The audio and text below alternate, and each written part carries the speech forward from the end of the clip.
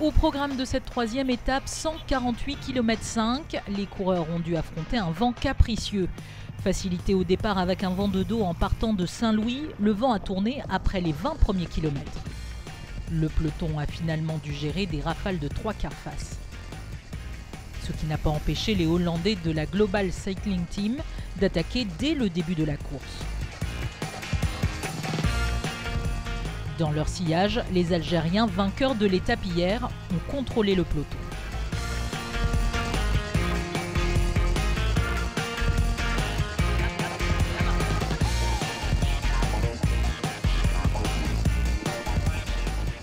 Le groupe est resté en éventail sur plusieurs kilomètres.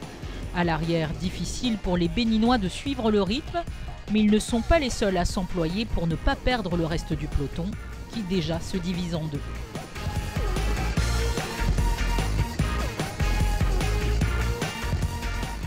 À 30 km du premier sprint, une échappée de 3 hommes se dégage, menée par Salifou Yarbanga du Burkina Faso, le Canadien William Godfollow, les Canadiens qui participent pour la première fois au Tour du Sénégal.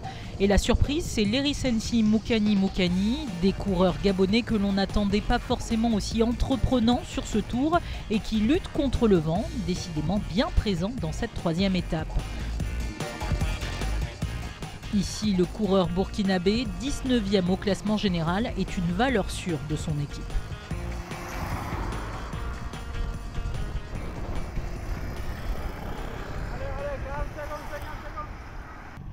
Après avoir roulé plus de 2 heures, l'échappée est reprise à 22 km de l'arrivée. L'écart maximum a été de 2 minutes. Le Rwandais Yuidua revient sur le groupe de tête. Finalement, le peloton rattrape l'échappée pour finir sur un sprint massif dans un nuage de poussière. Comme hier, victoire de Youssef Reguigui.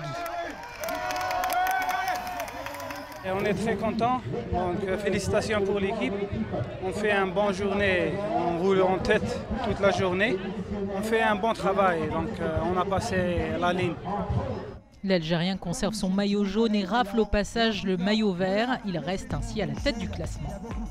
Au classement général, Youssef Reguigui a 14 secondes d'avance sur le Hollandais Jos Koop, suivi par Laurens Fidge, Médéric Klein et le Rwandais Didier Mounianez.